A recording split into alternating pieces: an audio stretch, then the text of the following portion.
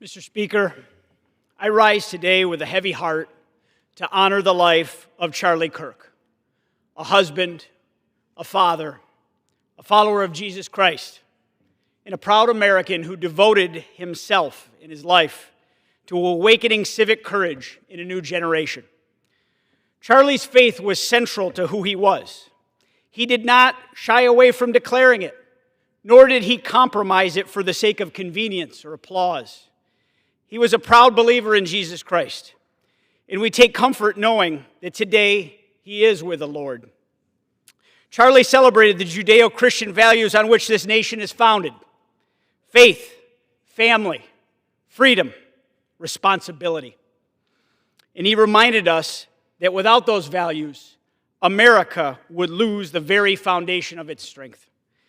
Charlie built his life's work around inspiring others, especially young people, to embrace their responsibilities as American citizens. He told them to get involved, learn your history, speak your mind, and stand firm in your beliefs. He taught America's college students that you could stand up for your values, even if you dared to be a conservative on a liberal campus where your beliefs were vilified.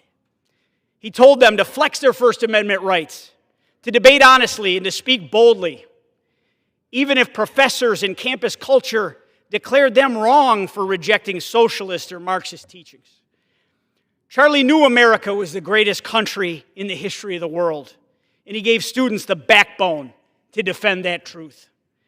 He made complex issues clear, and he welcomed debate because he trusted the American people to recognize truth when they heard it. He insisted that free speech was not a partisan slogan, but the lifeblood of our free society. Mr. Speaker, it's impossible to ignore the cruel fact that Charlie's life was cut short by a coward who murdered him in cold blood. But let me be clear, that act of violence did not silence Charlie's voice. It amplified it. Millions and millions of Americans and countless more around the world now know what Charlie stood for, what he worked for, and ultimately what he died for.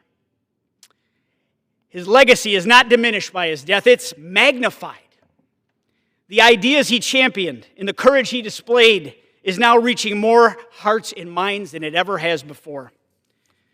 Beyond the public stage, Charlie held the most important roles any of us can claim, that of being a husband and a father. He loved his family very dearly, and he drew strength from his faith. He reminded us that the real work in America doesn't happen in the halls of power, but at the family dinner table, in our houses of worship, in our neighborhoods, and at the ballot box. Charlie's life is measured in the legacy he leaves. Look at the students who registered to vote because he asked them to. Look at the young leaders who chose to serve their communities because he told them they were needed.